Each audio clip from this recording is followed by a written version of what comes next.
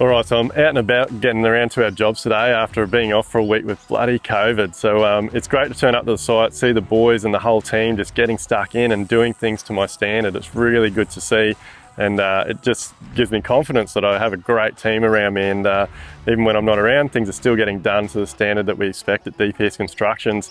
This job is really cranking along here. Look, these jobs are always at getting a job out of the ground, starting a job, it's always slightly difficult, especially when you're on small sites like this. Like, we've had a lot of earthworks going on here, so the site's looking really dirty at the moment. We've got piles of soil around the place. We're trying to get footings dug for new retaining walls. We've got a new carport going in here. We've got an extension out the back, so there's so much going on site. And one of the beauties with this project is that the house has already been lifted up to a height, and it already has an existing slab down the bottom. So we've had to cut and shut some of that existing slab to get some plumbing in for some new bathrooms and a laundry area. And we've also had to cut some holes in the slab so that we can put some new steel columns in, because we're changing the layout of the structural steel on the existing home so that we can put a new layout in the ground floor. So there's just so much going on here. So it's really good being confident in my team that they know what they're doing and working through a process. So we've got full job schedules on all of our jobs.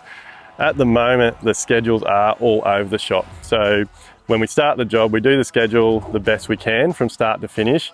We check in with all of our suppliers to see at the time what availability is on materials and things. But our schedules at the moment are all over the shop because we need to base our schedules around certain items. So windows is a big example at the moment. So windows got a huge lead time, roof truss got a huge lead time.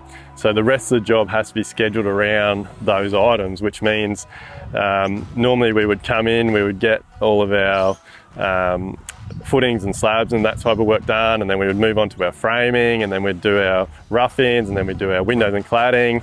Whereas at the moment, we're just doing whatever we can on our job sites to keep our projects moving, which isn't ideal.